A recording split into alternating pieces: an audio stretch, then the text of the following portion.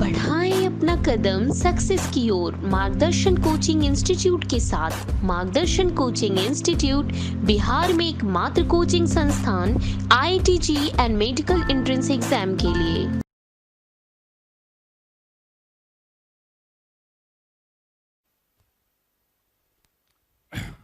Last class में बच्चों हम लोगों ने सेल्स से रिलेटेड और डैनियल सेल से रिलेटेड जो चीज़ों को देखा था। आज का जो लेक्चर है इसमें हम लोग कैलकुलेशन बेस्ड चीज़ों को ज़्यादा देखने जा रहे हैं और कैलकुलेशन से ही बहुत लोग बच्चे घबराते हैं, इसलिए मैं बार बार तुम्हें बोल रहा हूँ कि आज की क्लास को जो है ना थोड़ा अच्छे से ध्यान से सुनो, देखो, तो तुम्हारा एक बार कंसेप्ट अगर बन जाएगा ना तब देखना तुमको इलेक्ट्रोकेमिस्ट्री के जो क्वेश्चंस हैं वो करने में इतना मन लगेगा कि मतलब ढूंढ ढूंढ के करोगे। और वही है कि अगर आज की क्लास नहीं सीखोगे अच्छे से तो फिर भागोगे क्वेश्चन से जो है हमेशा भागते रहोगे, डरते रहोगे, इलेक्ट्रो देखते ही बोलोगे कि नहीं ये तो नहीं करना है, तो इस तरह से माहौल हो जाएगा। इसीलिए जो है माहौल को सही रखो ताकि आराम से सोच पाओ किस तरह से कैलकुलेशन बेस यहाँ पे क्वेश्चन को करना है। अब देखो एक चीज का ध्यान रहे कि मान लिया एक हाफ सेल में हम बोल देते हैं, सपोज एक रिएक्शन चल रही है, A gives A2++2 इलेक्ट्रॉन, है ना। मान लो कि ये रिएक्शन चल रही है, इसका मान लो कि E0 जो है वो अपन को बोल रहा है कि X वोल्टेज, ठीक। अब ये रिएक्शन जो है ये ऑक्सीडेशन हाफ रिएक्शन लग रही है ना।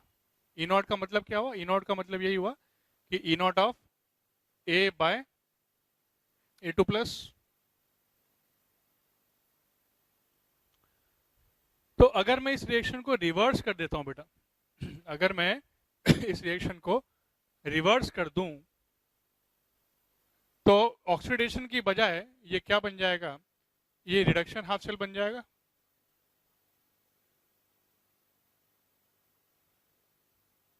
तो रिडक्शन हाफ सेल बन जाएगा तो उसमें चेंजेस क्या आएगा? वहां से इलेक्ट्रॉन जा रहा था, अब यहाँ पे इलेक्ट्रॉन आ रहा है। एक तो ये चेंज आपको मतलब लॉजिकली पिक्चर से आपको देखने को मिलेगा कि यहाँ पे इलेक्ट्रॉन आ रहा है, ये एक चेंज आ जाएगा। दूसरा चेंज क्या आएगा? दूसरा चेंज ये आएगा कि जो आपने वोल्ट मीटर लगाया हुआ है, जो आपको डायरेक्शन दे रहा था, वैल्यू बता रहा था, तो उसका जो कांटा है, वो कांटा जो पहले इधर मूव कर रहा था तो वो इधर मूव करेगा। बात समझे? क्योंकि आपने रिएक्शन ही चेंज कर दिया, आपने जो है डायरेक्शन चेंज कर दिया ना। करंट मतलब सोचो, पहले इधर से इधर फ्लो हो रहा था, आप इधर से अब इधर फ्लो करवा रहे हैं, you are changing the direction. तो जब डायरेक्शन चेंज कर रहे हो तो करंट का डायरेक्शन, वोल्टेज का डायरेक्शन, सबका डायरेक्शन जो है वहां पे चेंज हो जाएगा। तो इसका अगर बोलते हो कि E0 कितना हो गया, तो इसको E0 A2+ बाय A लिखना पड़ेगा हमको, और ये कितना हो जाएगा? ये हो जाएगा -XV, -X वोल्ट। मतलब कि जब आप रिएक्शन को रिवर्स कर देते हैं तो रिएक्शन को रिवर्स करने के बाद जो उसका इलेक्ट्रोड पोटेंशियल है वो भी रिवर्स हो जाएगा, मतलब नेगेटिव साइन आ जाएगा, नेगेशन हो जाएगा उसका। ये एक बहुत ही बेसिक सी चीज है। तो इसका मतलब क्या है कि अगर मैं, जैसे ये हुआ कि SOP, तो मैं बोल सकता हूं कि SOP इस फॉर्मेट में it is equal to minus of SRP। भाई SOP स्टैंडर्ड ऑक्सीडेशन पोटेंशियल ये हुआ, और ये क्या हुआ? ये हुआ SRP स्टैंडर्ड रिडक्शन पोटेंशियल। तो सेम चीज को लेके अगर हम बात करें तो क्या हम ऐसा बोल सकते हैं कि SOP it is equal to minus of SRP? बोलो। SOP standard oxidation potential, standard reduction potential. तो SOP बराबर माइनस ऑफ SRP या SRP बराबर माइनस ऑफ SOP, ऐसा बोला जा सकता है कि नहीं एक ही चीज को लेके? ऐसा नहीं कि अलग है अलग है और तुम जो है रिलेट कर दो, ऐसा नहीं। सेम चीज को लेके जो है ऐसा हम लोग बोल सकते हैं कि नहीं बोल सकते हैं? बिल्कुल ऐसा बोल सकते हैं। क्लियर बात? अब आते हैं नेट सेल पोटेंशियल पे, नेट सेल ईएमएफ। आई होप ये एक बेसिक सा जो चीज़ है तुमको क्लियर हुआ होगा कि जब हम रिवर्स करते हैं तो साइन चेंज हो जाएगा। तो ऐसा हम बोल सकते हैं कि एसओपी जो उस चीज़ का है वो उस चीज़ के एसआरपी के नेगेटिव के बराबर होगा। वैल्यू सेम रहेगी, बस साइन चेंज हो जाएगा अगर हम उसको एसआरपी बना देते हैं तो। क्लियर बात? चलो कैलकुलेटिव क्लास को एकदम ध्यान रखोगे क्योंकि फिजिकल केमिस्ट्री में कैलकुलेशन ही ज़्यादा इंपॉर्टेंट है। कंसेप्ट तो है ही, उसके साथ कैलकुलेशन में दिमाग दौड़ाओगे तभी कंसेप्ट का इम्प्लीमेंटेशन हो पाएगा। तो अब देखो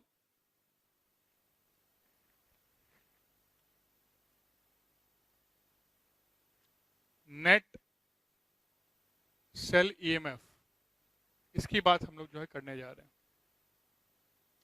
चाहे वो स्टैंडर्ड में बोले या नॉन स्टैंडर्ड में बोले, है ना।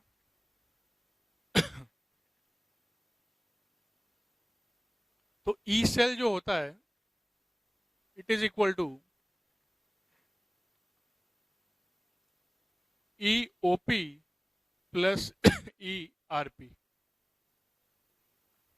मतलब ऑक्सीडेशन पोटेंशियल, ऑक्सीडेशन हाफ का जो पोटेंशियल है वो इलेक्ट्रो पोटेंशियल प्लस जो रिडक्शन पोटेंशियल है उसको अगर मैं जोड़ दूं तो नेट सेल का ईएमएफ होता है। एंड सिमिलरली मैं अगर स्टैंडर्ड की बात करूं तो वहां पे मैं ई नॉट सेल मुझे बोलना पड़ेगा। E naught cell will be equal to E naught OP, है ना, E naught OP plus E naught RP, standard oxidation potential and standard reduction potential. तो जब स्टैंडर्ड की बात करते हैं तो वहां पे हम लोग ई नॉट लगा देते हैं, है ना, इस बात का ध्यान रहे। तो इससे क्या तुमको इसको इस तरह से आप लिख सकते हैं, E cell it is equal to S O P plus S R P. Clear? S O P plus S R P. अब देखो एस ओ पी जो है वो ऑक्सीडेशन का पार्ट है। तो ऑक्सीडेशन कहाँ पे होता है? ऑक्सीडेशन तो एनोड में होता है। रिडक्शन वाला पार्ट कहाँ होता है? रिडक्शन वाला पार्ट कैथोड में अपन का होता है। तो अगर मैं एनोड कैथोड के टर्म में इसको बनाना चाहूँ, है ना, तो मैं इसको मुझे ऐसा लिखना पड़ेगा क्योंकि भाई एसओपी और एसआरपी दोनों के नहीं कर सकते हैं, लेकिन मुझे किसका लेना है, एनोड का लेना है कि किसका कैथोड का लेना है, वो जानकारी होनी चाहिए। तो क्योंकि मुझे पता है कि एसओपी एनोड के टर्म में हम बोलते हैं, तो इसलिए इसको इस तरह से लिखो कि इसको बोल सकते हैं SOP of anode plus SRP of cathode. भाई ये भी वही चीज है, बस मैंने डिफाइन कर दिया कि ये हम लोग ऐसा नहीं कि ये हम लोग जो है कैथोड जो बनाया है उसी वाले का एसओपी जोड़ रहे हैं। वो कर देंगे तो जीरो हो जाएगा ना, क्योंकि दोनों नेगेटिव हो जाएंगे एक दूसरे के। तो वो नहीं कर रहे हैं। ऑक्सीडेशन पे इलेक्ट्रोड कुछ और है, रिडक्शन पे इलेक्ट्रोड कुछ और है, समझे?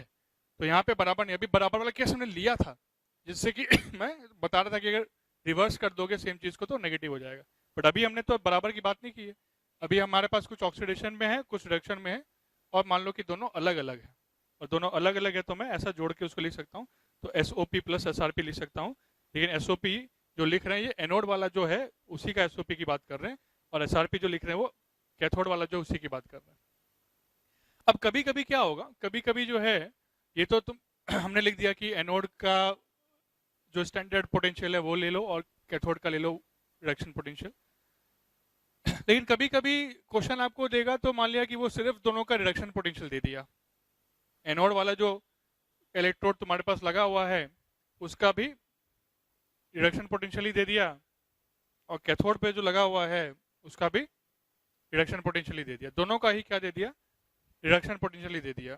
तो उस केस में या तो आप चेंज कर लो, आप एनोड के टर्म में जो उसको लेके आ जाओ माइनस साइन लगा के, या कैथोड के टर्म में आपको लिखना है तो आप इस फॉर्मूले को चेंज कर सकते हैं। आप इस फॉर्मूले को कैसे चेंज कर सकते हैं वो देखो, इसको मैं ऐसा लिख सकता हूं,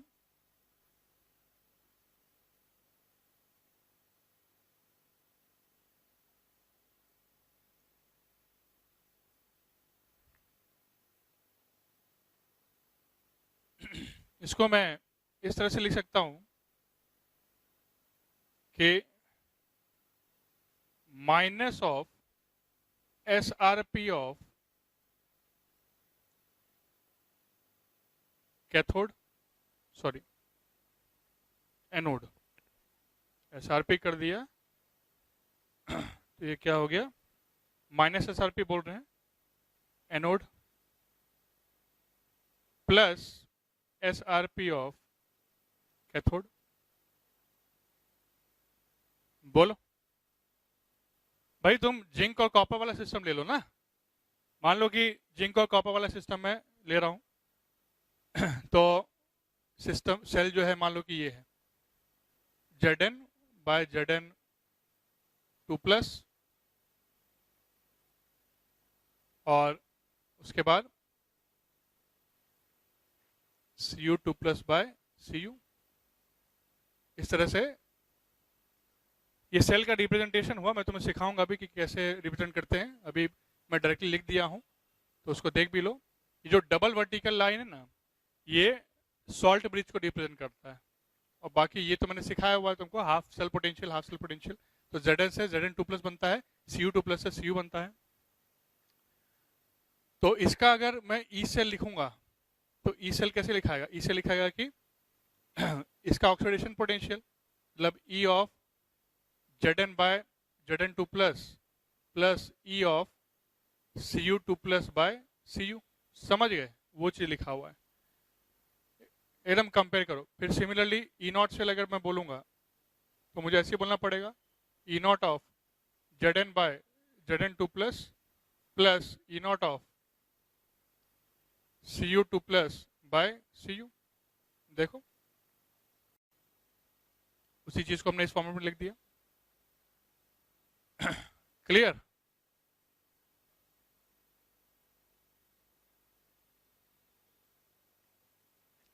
जो मैं यहां लिखते जाऊंगा ना, उसको मैं तुमको इसके टर्म में कंपेयर करा दूंगा डैनियल सेल के रिस्पेक्ट में, ताकि तुम लोग कंफ्यूजन हो कि मैं यहाँ पे कर क्या रहा हूँ। मैं यहाँ पे कुछ नहीं, मतलब क्वेश्चन में दोनों मतलब नहीं दिया हुआ है, एनोड अलग से करके पोटेंशियल नहीं दिखाया हुआ है। ये एनोड वाला पोटेंशियल हो गया, ऑक्सीडेशन वाला। मान लो दोनों उसने रिडक्शन वाली दिखा दी है ना, तो उस केस में कैसा चेंज कर सकते हैं वो इसलिए हम कर रहे हैं। तो मान लिया SRP दोनों का दे दिया है, तो इसका तो SRP ये रहा ऐसे ही है, लेकिन इसका भी अगर SRP दिया है तो SRP के टर्म में मैं अगर एनोड वाले को बोलूंगा तो माइनस ऑफ ये लगाना पड़ेगा ना एनोड के लिए। तो मतलब ये क्या हो जाएगा? ये हो जाएगा SRP of cathode minus SRP of anode. Clear? मतलब मुझे अगर यहाँ पे रिडक्शन के ही टर्म में खाली अगर दिखाना है तो क्या बोल सकता हूं मैं बोल सकता हूं E0 of cell will be equal to E0 of Cu2+ plus Cu2+/Cu minus E0 of anode. Reduction potential लेकिन चाहिए मुझे आरपी, मुझे ओपी नहीं चाहिए। ये ऑक्सीडाइज हो रहा है ना तो ये ओपी बता रहा है, मुझे आरपी चाहिए। तो मैं क्या लिखूंगा वहां पे? Zn2+/Zn। बात समझ में आए? जब ये होगा तो इसको क्या बोलेंगे? ओपी, इसको बोलेंगे आरपी, इसको बोलेंगे एसओपी। बढ़ रहा है तो ओपी, घट रहा है तो आरपी। अब क्वेश्चन है तुमको अगर दोनों ही आरपी के टर्म में निकालने के लिए दे दिया तो जैसे अभी फॉर्मूला हम डेराइव किया कि कैथोड माइनस एनोड ऐसा हो जाएगा।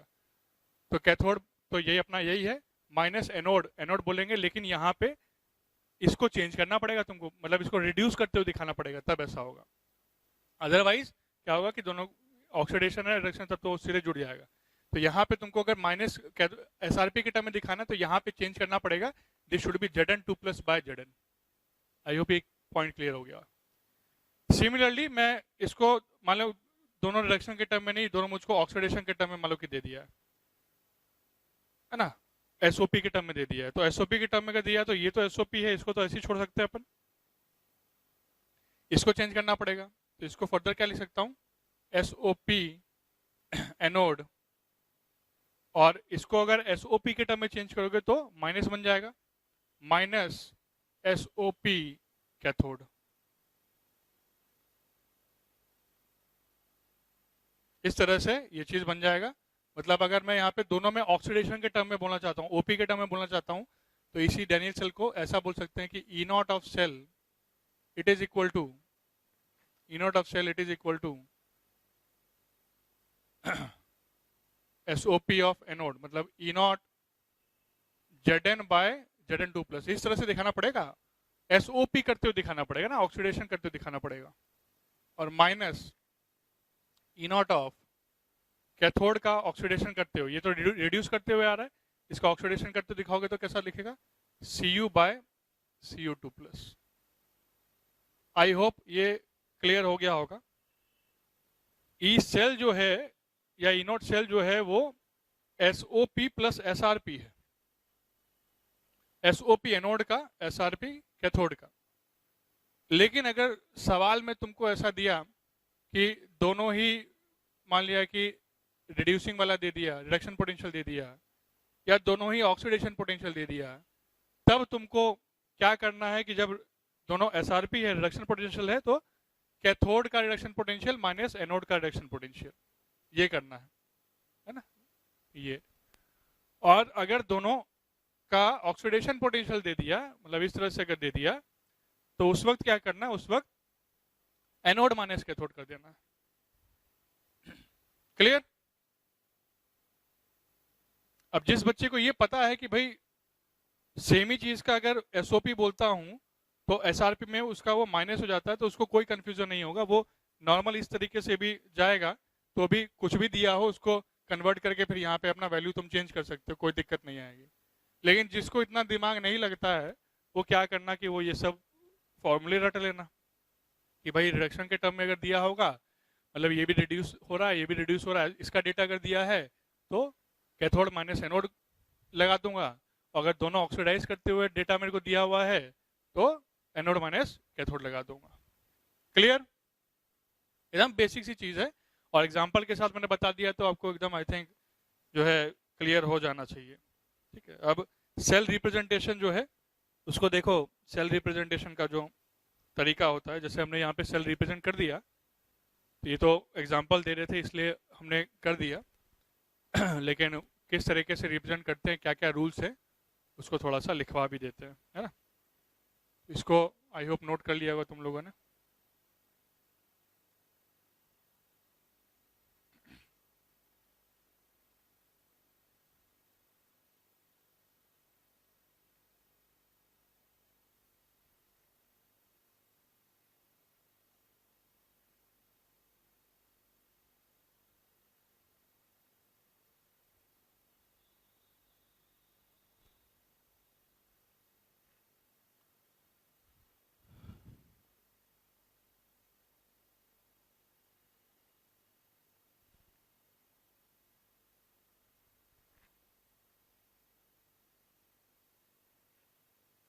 सेल रिप्रेजेंटेशन अब सेल रिप्रेजेंटेशन का जो बेसिक, अगर मैं तुम लोगों को बताऊं, तो इसका बेसिक जो चीज है वो यही है कि anode cathode, this is the basic. Anode और कैथोड, ये जो है सेल रिप्रेजेंटेशन का बेसिक थीम। इसमें अगर मैं बात करूं बेटा, ये जो वर्टिकल डबल लाइन दिखा रहे हैं, it is representing the salt bridge. ठीक है ना, ये जो है ये किसको रिप्रेजेंट करता है, ये सॉल्ट ब्रिज को रिप्रेजेंट करता है। और बाकी तो हाफ सेल्स को आपको कनेक्ट करना है। अब इसके कुछ रूल्स जो हैं, if components are in same phase, then they are separated by comma। है ना?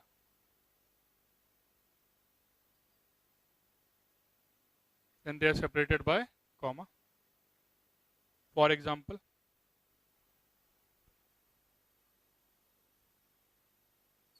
कभी कभी ऐसा हो जाता है कि Fe2+ और Fe3+ दोनों ही एक्वस मीडिया में लड़ रहे हैं, झगड़ रहे हैं, ना ऑक्सीडाइज कर रहे हैं, रिड्यूस कर रहे हैं, तो उस केस में आपको ऐसा बोलना पड़ सकता है Fe2+ एक्वस, तो वर्टिकल लाइन नहीं लगाना है, तब कॉमा करके लिख देना है Fe3+ एक्वस। तो जब सेम फेज में है तो हम लोग क्या करते हैं, हम लोग कॉमा लगाते हैं।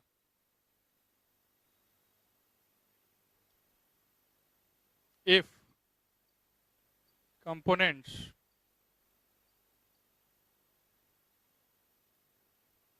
are in different phase,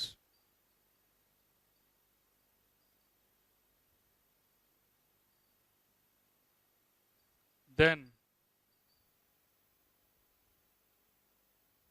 they are separated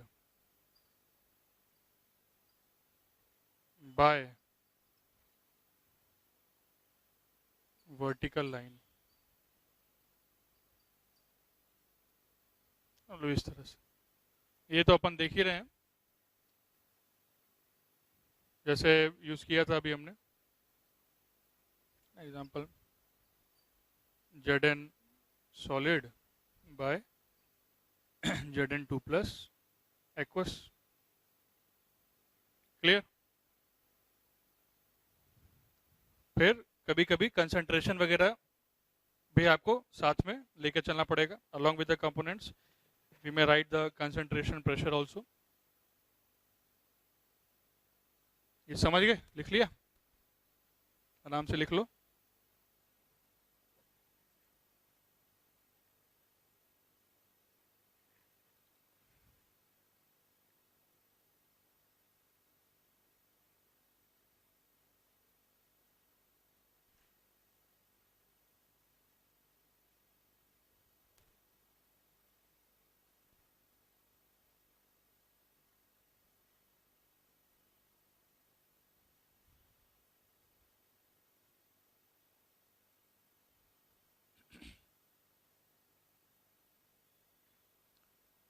Both the half cells are separated by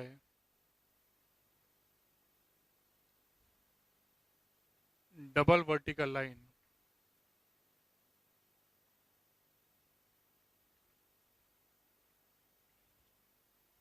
which represents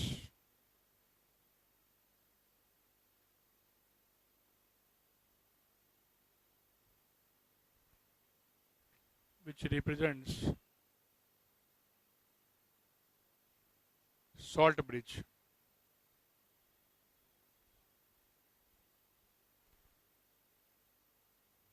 which represents salt bridge, जो कि salt bridge को रिप्रेजेंट कर रहा है। ये भी अपन देख चुके हैं, Zn solid by Zn2+ aqueous, double vertical line copper के साथ reduce Cu2+ aqueous by Cu solid। तो ये जो डबल वर्टिकल लाइन है ये रिप्रेजेंट क्या कर रहा है, ये सॉल्ट ब्रिज को रिप्रेजेंट कर रहा है बेटा। देन चौथा rule, along with the components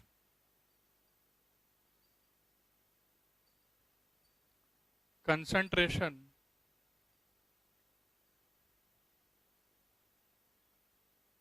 and pressure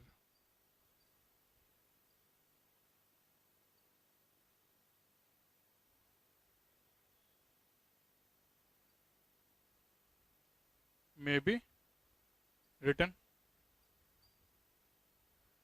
तो कंपोनेंट्स के साथ साथ क्या है कि आप उसका कंसंट्रेशन प्रेशर जो है वो लिख सकते हैं। जैसे मैंने आपको समझाया था, एक्वस के लिए मोलैरिटी वगैरह डिफाइन कर सकते हैं आप यहाँ पे। प्रेशर आ गया तो प्रेशर तो भाई गैस का ही होगा। तो हम एक एग्जांपल लेते हैं, मान लो इसमें कंसंट्रेशन और प्रेशर दोनों आ जाए, है ना। तो एक इसका एग्जांपल है, जैसे हाइड्रोजन इलेक्ट्रोड। हाइड्रोजन इलेक्ट्रोड में क्या होता है कि हाइड्रोजन से अपन H+ बना रहे होते हैं, ठीक है। हाइड्रोजन से H+ बना रहे होते हैं। तो जैसे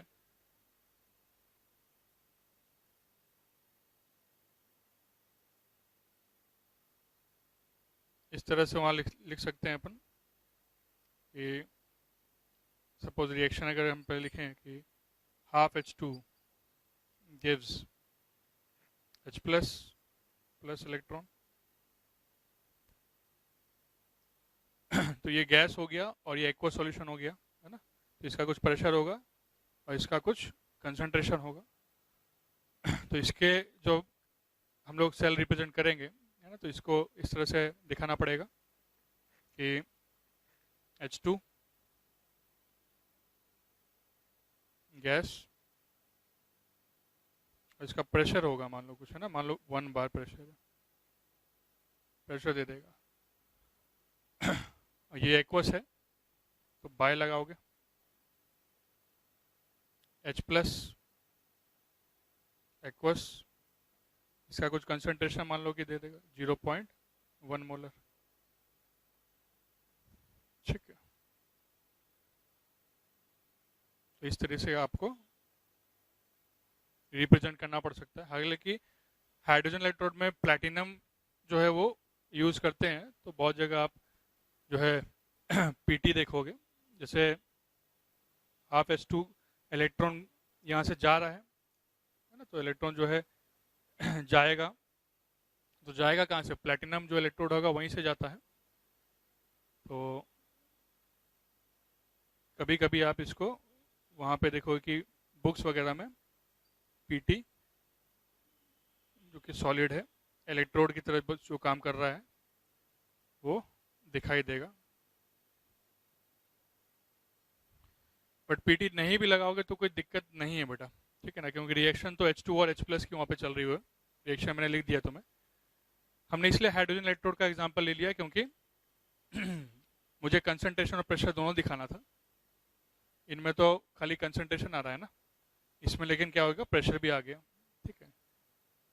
बट डिटेल में तो ऑब्वियसली हाइड्रोजन इलेक्ट्रोड पूरा एक टॉपिक है, उस पर हम आएंगे तब और बताऊंगा कि भाई पीटी क्या है और कैसे यूज़ हो रहा है। अभी के लिए ये इतना ध्यान में रखो कि प्लैटिनम इलेक्ट्रोड वहाँ पे हम लोग यूज़ करते हैं जिससे कि कंडक्शन अच्छा हो और काफ़ी मतलब एफिशिएंसी इंप्रूव हो जाए, एफिशिएंसी अच्छी हो उस सेल की। तो जैसे हाइड्रोजन के रेस्पेक्ट में फ्यूल सेल वगैरह भी हम लोग यूज़ करते हैं H2 और O2 को लेके, तो उसमें भी प्लैटिनम इलेक्ट्रोड को हम लोग यूज़ करते हैं। तो वही बात है, तो इसलिए जो है पीटी भी साथ में लिख दिया जाता है। हालांकि पीटी कोई रिएक्शन नहीं कर रहा, PT is inert electrode there, है ना। पीटी क्या है, एक्टिव इलेक्ट्रोड नहीं है। पीटी एक तरह का वहाँ पे क्या है, पीटी इज इनर्ट इलेक्ट्रोड, तो उसकी चिंता करने की जरूरत नहीं है ना। बस वो क्योंकि लिखते हैं इसलिए हमने भी लिख दिया, बट आप इस रिएक्शन को समझो कि ये रिएक्शन ऐसा हमने लिखा हुआ है। क्लियर। तो ये सेल रिप्रेजेंटेशन हो गया। अब एक क्वेश्चन देखते हैं कि उस क्वेश्चन के थ्रू जो है जो भी कंसेप्ट तुमने पढ़ा है, सीखा है ना, इन 2-3 क्लास में, उसको यूज कर पाते हो कि नहीं। तो क्वेश्चन डैनियल सेल को लेके ही है ना, वो क्वेश्चन आपको कराते हैं। आई होप रूल्स जो है वो तुमको क्लियर हो गया होगा। क्वेश्चन करोगे तो और भी चीज़ें जो है कैसे रिप्रेजेंट हो रहा है, क्या नहीं है, ऑक्सीडेशन रिएक्शन सब तो बता ही चुके हैं। बाकी क्वेश्चन करने से चीज़ें फिगर आउट हो जाएगी, क्लियर हो जाएगा।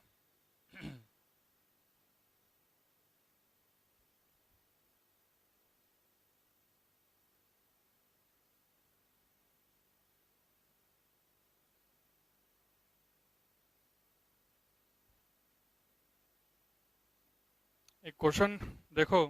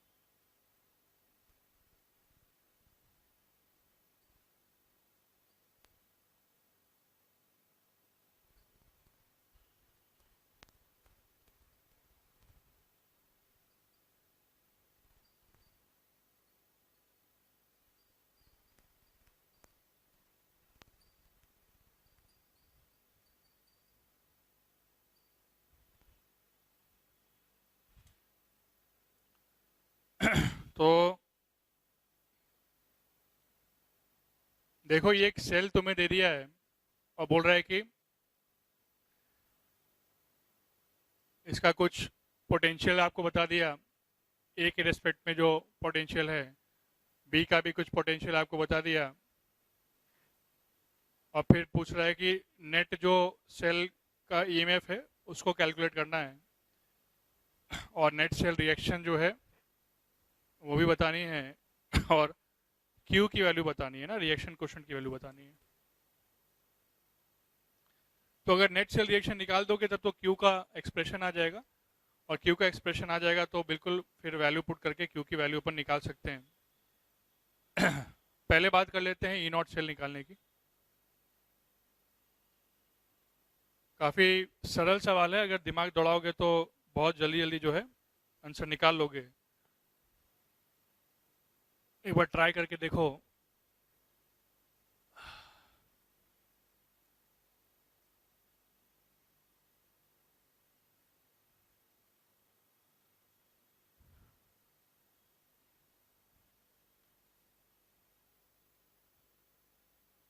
देखो अभी मैंने तुम्हें सिखाया था कि ई नॉट सेल क्या होता है। ई नॉट सेल अगर मैं बात कर रहा हूं तो ई नॉट सेल मतलब SOP प्लस SRP।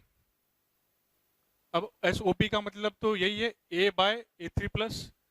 क्वेश्चन ने डेटा क्या दिया है उसको पहले चेकआउट करो। क्वेश्चन ने डेटा भी दिया है A/A3 प्लस, मतलब क्वेश्चन ने मुझे SOP दे दिया। क्वेश्चन ने मुझे SOP दे दिया। नेक्स्ट अपन को SRP की वैल्यू चाहिए। SRP मतलब B का रिडक्शन होना है, तो B का रिडक्शन मतलब B2 प्लस बाय B चाहिए। क्वेश्चन ने अपन को क्या दिया है? क्वेश्चन ने अपन को B2 प्लस बाय B नहीं दिया है, क्वेश्चन ने अपन को B बाय B2 प्लस दिया है। बात समझे? ये तो डेटा चाहिए था और यही दे दिया, ये तो बढ़िया, लेकिन हमको ये डेटा नहीं चाहिए। ई नॉट सेल मतलब हमको क्या चाहिए? हमको चाहिए ये plus B2 plus by B का जो पोटेंशियल है वो चाहिए ना। तो इसको क्या कर दो, रिवर्स मार दो। तो ई नॉट सेल क्या लिखोगे? यही लिखोगे ई नॉट ऑफ ऑक्सीडेशन, मतलब इसका ऑक्सीडेशन कराओगे, और plus E naught of reduction वाला का रिडक्शन कराओगे, तो B2 प्लस बाय B चाहिए था। तो इसका डेटा तो अपने पास है 4, लेकिन देखो क्वेश्चन ने आपको SRP नहीं दिया, उसने SOP ही दे दिया, उसने SOP ही दे दिया नॉट करते हुए, ठीक है, उसने SOP दे दिया है। तो हमको SRP बनाना है तो क्या कर दो, इसको नेगेटिव ले ले तो ये बन जाएगा। तो ये हो जाएगा कि 4, और अपन को ये चाहिए, तो ये जब इसकी वैल्यू 1 है तो उल्टे करोगे तो वैल्यू कितनी हो जाएगी? -1। तो 4 -1 मतलब कि 3 वोल्ट्स। समझ गए बात को बेटा? मैं तुमको पहले ही बोला था कि जो बच्चा कंसेप्ट को समझ जाएगा उसको दिक्कत नहीं आएगी। ई नॉट सेल जो है वो है SOP प्लस SRP ही, और कुछ नहीं है। SOP प्लस SRP, ठीक है। अब जो बच्चे रटना चाहते हैं कि कैथोड के टर्म में सर अगर मतलब SRP के टर्म में आएगा तो कैसे लिखेंगे, या SOP के टर्म में आएगा तो कैसे लिखेंगे, तो उनके लिए मैंने वो फॉर्मूला रीअरेंजमेंट वाला जो है वो करवाया था। तो इसी वजह से जब हम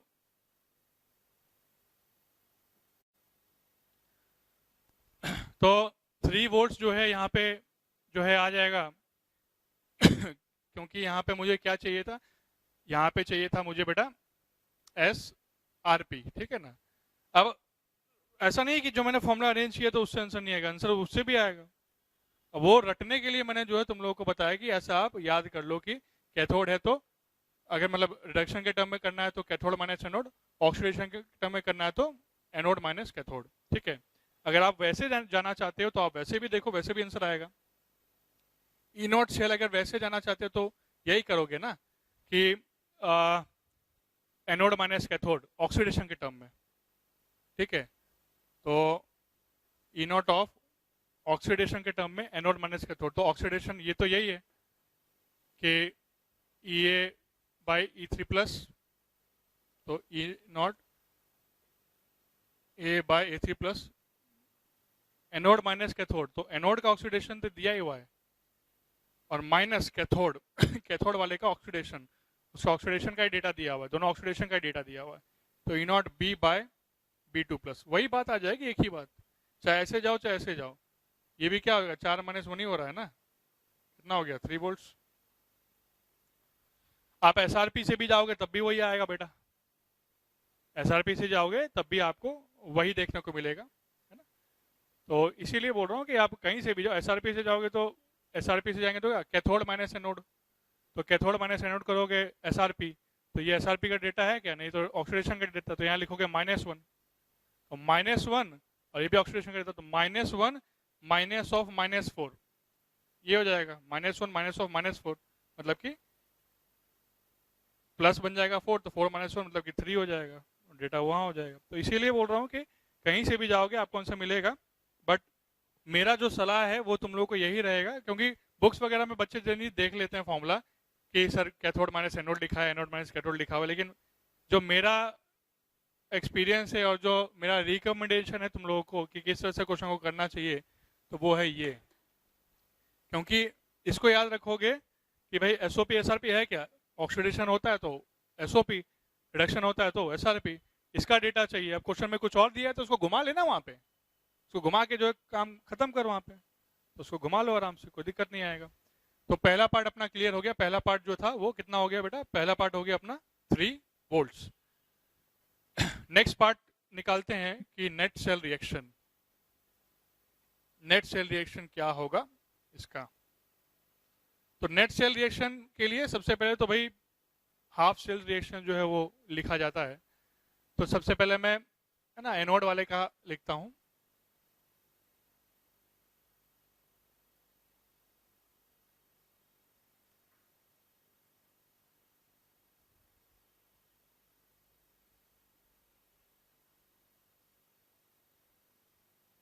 सबसे पहले एनोड वाले का हाफ सेल रिएक्शन लिखते हैं।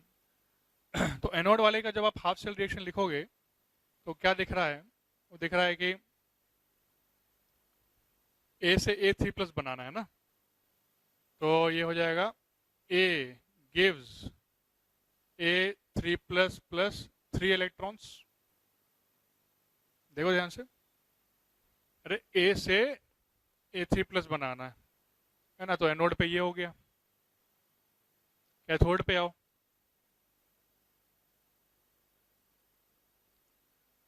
कैथोड पे B2+ से B बनाना है,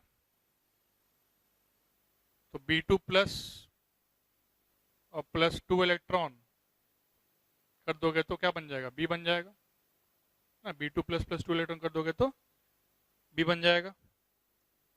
अब इससे मुझे नेट सेल रिएक्शन जो है बतानी है। अब तुमको मैं बताया था कि जो नेट सेल रिएक्शन होता है उसमें क्या है कि इलेक्ट्रॉन्स जो है वो नेट में नहीं आने चाहिए। नेट सेल रिएक्शन में ओवरऑल में इलेक्ट्रॉन्स जो बेटा नहीं आने चाहिए, तो इलेक्ट्रॉन्स नहीं आए ऐसा कैसे हो सकता है, तो उसके लिए अब तुमको क्या करना पड़ेगा, कुछ मल्टीप्लाई करना पड़ेगा। क्योंकि देखो अगर तुम लोग ऐसे ही इसको जोड़ दोगे, देख लो आराम से, अगर तुम लोग इसको ऐसे ही जोड़ दोगे तो एक इलेक्ट्रॉन उस साइड बच जाएगा, उधर 3 है इधर 2 है ना, जोड़ोगे तो 2 तो कट जाएगा उससे, लेकिन एक इलेक्ट्रॉन उधर बच जाएगा, तो बच जाएगा तो that is not our net cell reaction. Net cell reaction का मतलब होता है कि बैलेंस रिडॉक्स रिएक्शन जो सेल में चल रही है। In simple words net cell reaction का जो मीनिंग है वो क्या है, हम यहाँ लिख भी देते हैं। इसका जो मीनिंग है स्टार करके लिख देते हैं। इसका मीनिंग होता है कि balanced redox reaction of the cell. Cell की जो बैलेंस रिडॉक्स रिएक्शन है उसी को बोलते हैं नेट सेल रिएक्शन, जहां पे इलेक्ट्रॉन दिखना नहीं चाहिए। ठीक है, तो इसको बैलेंस करना पड़ेगा। तो बैलेंस करो, तो क्या करोगे, बैलेंसिंग में यही करोगे ना, इसको जो है 2 से मल्टीप्लाई कर दो, इसको जो है 3 से मल्टीप्लाई कर दो और इलेक्ट्रॉन का खात्मा कर दो। 2 से मल्टीप्लाई कर दो, 3 से मल्टीप्लाई कर दो और इलेक्ट्रॉन का खात्मा कर दो। तो 2 से मल्टीप्लाई हो जाएगा तो समझ रहे हो, 2 से 3 से क्यों, क्योंकि 6 बन जाएगा ना इलेक्ट्रॉन। तो 2 से मल्टीप्लाई कर दोगे तो ये बन जाएगा कि 2A, और ये क्या बन जाएगा, ये बन जाएगा +3B2+। इलेक्ट्रॉन नहीं लिख रहा हूँ बेटा, ठीक है ना, इलेक्ट्रॉन तो कैंसिल करने के लिए किया है। अब दोबारा से उसमें तुम चाहते हो कि मैं 6 इलेक्ट्रॉन लिखूं इधर और 6 इलेक्ट्रॉन लिखूं फिर उधर गधे की तरह, और फिर दोनों को काटूं गधे की तरह, ऐसा नहीं। इलेक्ट्रॉन काटने के लिए तो किया है, तो इलेक्ट्रॉन नहीं लिख रहा हूं। क्लियर है? चलो। इट गिव्स, अच्छा मैं रिवर्सिबल साइन बना रहा हूं, ध्यान रखना। यहां भी रिवर्सिबल बना सकते हो तुम। इट गिव्स, या बना ही लो यहाँ पे भी, जब सीख ही गए हो कि भाई दोनों पॉसिबिलिटीज हो ही सकती हैं, तो अब यही बना के चलो। ऐसे भी उसने लास्ट में जो पार्ट पूछा है वो है रिएक्शन कोशेंट, क्यों ही पूछा हुआ है, क्यों ही पूछा हुआ है ना। पूछा हुआ तो है लेकिन क्यों ही, क्यों, क्यों नहीं क्यों। तो यहाँ क्या हो जाएगा भाई, यहाँ इलेक्ट्रॉन कैंसिल हो जाएगा, ये बच जाएगा 2a 3+ और +3b। फेज लिखना चाहते हो तो फेज भी लिख सकते हैं, ये बन जाएगा सॉलिड, ये बन जाएगा एक्वस, ये बन जाएगा एक्वस, ये बन जाएगा solid. So this is our net cell reaction, 2a + 3b2+ gives 2a 3+ और +3b। ये हमारा क्या हो गया, ये हमारा नेट सेल रिएक्शन हो गया। बोलो क्लियर? बैलेंस करना पड़ा, और बैलेंस करने में तुमने देखा कि आराम से इलेक्ट्रॉन को बैलेंस करने का मतलब कि इलेक्ट्रॉन दिखना नहीं चाहिए, तो इलेक्ट्रॉन नहीं दिख रहा है, 6 के 6 कट गए। अच्छा, इसने तीसरा पार्ट जो पूछा था वो पूछा है कि रिएक्शन क्वेश्चन निकालो। रिएक्शन क्वेश्चन तो यहाँ से अब दिख रहा है कि ये तो सॉलिड ही है, ए और बी सॉलिड है, A3+ और B2+ एक्वस में है, तो उससे अपन जो है निकाल सकते हैं रिएक्शन क्वेश्चन।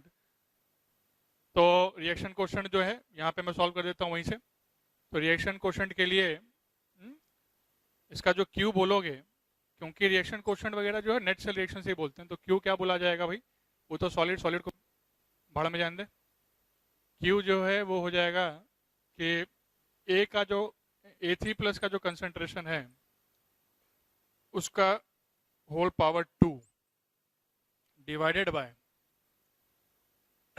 B2+ का जो कंसंट्रेशन है उसका होल पावर 3। बोलो कोई दिक्कत? अरे देखा ना, सॉलिड तो हटा दे, इसकी पावर 2 है ना, इसकी पावर 2 और इसकी पावर 3, याद है? आगे जो कोफिशिएंट हो पावर में पहुंच जाएगा, तो पावर में पहुंच जाएगा। अभी कंसंट्रेशन की वैल्यू निकाल ले, वैल्यू किधर, वैल्यू दी हुई है, ये रहा, ये हो गया 10⁻², है ना। 0.01 लिखूंगा तो कंफ्यूज हो जाओगे, तो ऐसा लिख देते हैं 10⁻² का स्क्वायर, 10⁻² है, और ये 10⁻1 है, तो बटा 10⁻1 का पावर 3, यही है ना, ठीक। तो ये बन जाएगा 10⁻4 ऊपर, और नीचे कितना बन रहा है 10⁻3, तो नेट कितना हो गया, नेट हो गया 10⁻1, मतलब कि 0.1। तो Q का जो आंसर है वो कितना आ गया, Q का जो आंसर है वो आ गया 0.1। बोलो क्लियर बात? तो अब समझ में आया कि सेल रिप्रेजेंटेशन और इस तरह के जो सवाल हैं वो किस तरह से किए जाते हैं। तो सेल रिप्रेजेंटेशन और Q, net cell reaction, E0 cell, यहां से देखा जाता है, डेटा से देखा जाता है कि क्या दिया है, एसओपी दिया है कि एसआरपी दिया है कि क्या दिया हुआ है, ठीक है। अच्छा, इसमें एक सवाल तो क्वेश्चन ने पूछा ही नहीं, तो फिलहाल हम पूछ लेते हैं, है ना। अगर तुमसे बोलता कि इस क्वेश्चन में, है ना, इसको रफ कर देते हैं, इसको क्या, इसको रफ कर देते हैं, मान लो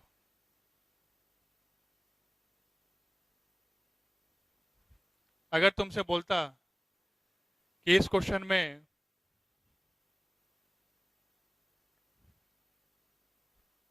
कितना n की वैल्यू कितनी है, ऐसा अगर बोलता मान लो, तब तुम्हारा आंसर क्या होता, what is the value of n, n मतलब कितने मोल्स ऑफ इलेक्ट्रॉन्स का ट्रांसफर हो रहा, बताओ। क्या बोलते तुम आंसर? 3 बोलते, 2 बोलते, 6 बोलते, क्या बोलते? n जो होता है it is a number of moles of electrons transferred, number of moles of electron transferred.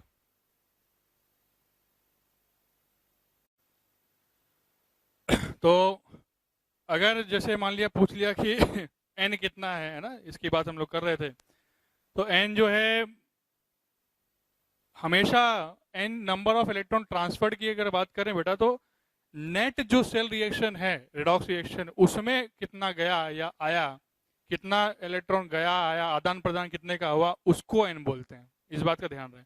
तो ना ही इंडिविजुअल रिएक्शन इससे निकलेगा ना ही इनसे निकलेगा, नेट कितना आया गया। तो नेट मतलब कि जो नेट कैंसिल तुम मारे उसको लेकर तुमको बोलना है। तो नेट कैंसिल कितना मारे, तो नेट कैंसिल 6 मारे भैया, तो n इजिकल टू कितना हो गया, n इजिकल टू हो गया 6।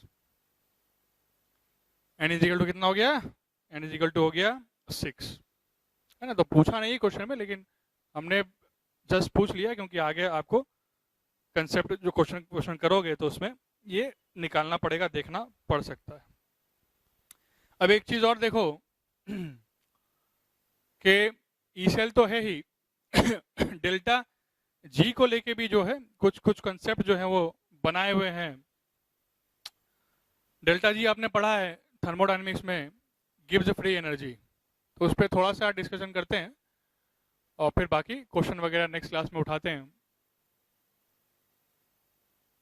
गिब्स फ्री एनर्जी आपने पढ़ा है,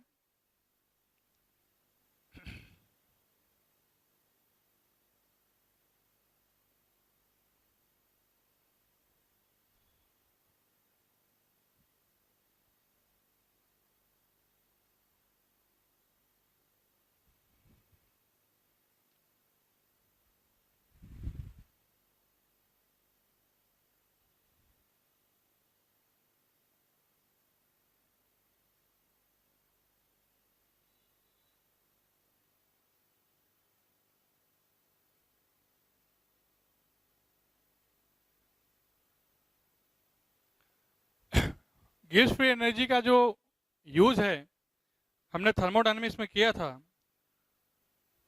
to understand the process of spontaneity, to understand the process of spontaneity,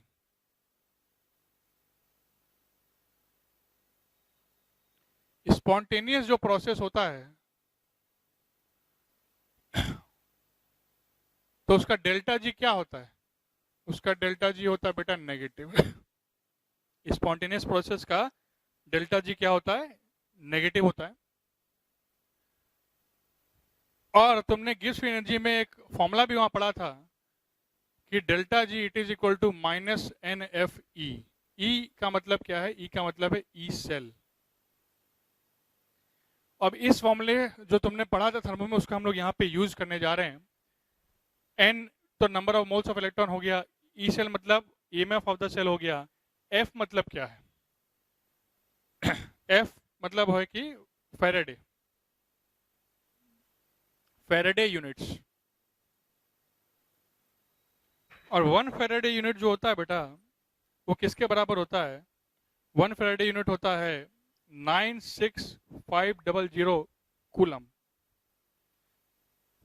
अब ये 1 फैराडे को जानना तुम्हें जरूरी है कि 1 फैराडे है क्या। तुम देख सकते हो यहाँ पे कूलम्स आया है। कूलम्स किसकी यूनिट है, कूलम्स यूनिट है चार्ज की, कूलम्स यूनिट है चार्ज की। तो 1 फैराड एक्चुअली में है क्या, 1 farad it is equal to amount of charge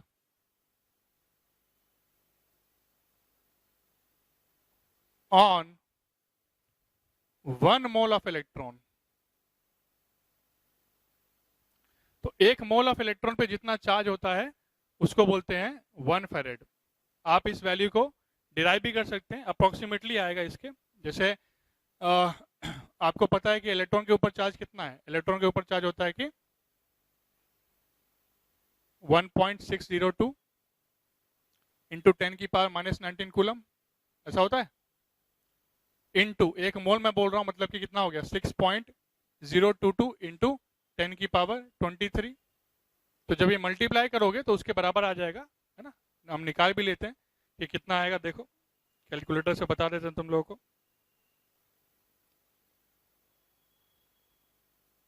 तो 1.602 इंटू 6.022, तो ये ये कैलकुलेटर से जो कैलकुलेट किए जा रहा है 9.647244 इंटू 10 की पावर ये कितना हो जाएगा 10 की पावर 4, है ना। तो 10 की पावर 4 करेंगे तो 4 और बढ़ा दो, तो ये हो रहा है 96472.44, इतना कूलम्स हो रहा है। तो 96472.44 आ रहा है इस तरीके से। हालांकि हमने आगे की वैल्यूज ली नहीं है, आगे की वैल्यूज लोगे तो थोड़ा सा और वो बढ़ेगा, और अप्रोक्सीमेटली उसको क्या लिया जाता है 96500 कूलम्स, ठीक है। तो ये पॉइंट आपको एकदम क्लियर होना चाहिए। 1 फैरेड होता क्या है, 1 farad is the charge on 1 mole of electrons. एक मोल ऑफ इलेक्ट्रॉन के ऊपर जितना चार्ज होता है उसी को बोलते हैं 1 फैरेड। तो इतना निकल के आ गया। तो delta G it is equal to -NFE, ये आपको ध्यान में रखना है। अच्छा, इसका यूज क्या है? इसका यूज है कि हमारा सेल वर्किंग कंडीशन में है या नहीं। जैसे अगर डेल्टा जी नेगेटिव आएगा तभी ना हम बोल पाएंगे कि हमारा सेल क्या है, वर्किंग कंडीशन में है। स्पॉन्टेनियस होने का मतलब क्या है, स्पॉन्टेनियस प्रोसेस का यहाँ पे मतलब क्या है, यहाँ पे मतलब है कि सेल इन वर्किंग कंडीशन,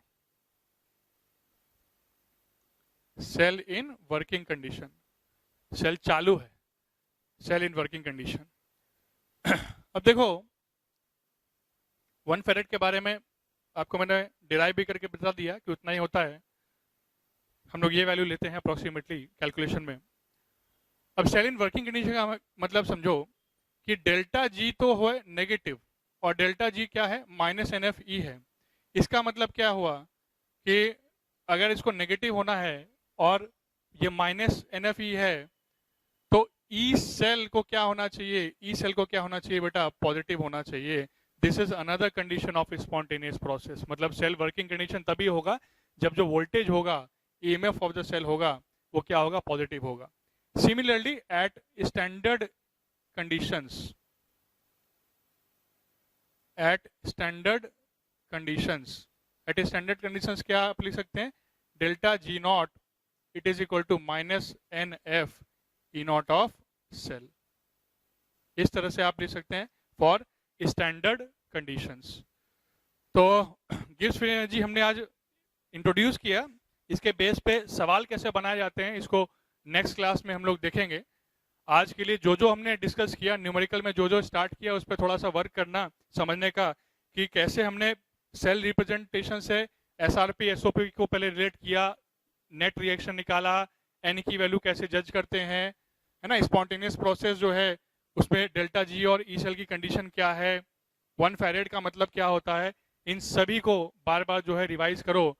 और अगली क्लास में जो है हम इसके सवाल करेंगे और भी जिस भी तरह के क्वेश्चंस आ सकते हैं पॉसिबल, उसके बारे में बात करेंगे। आज के लिए इतना ही, इसको रिवाइज करते रहो।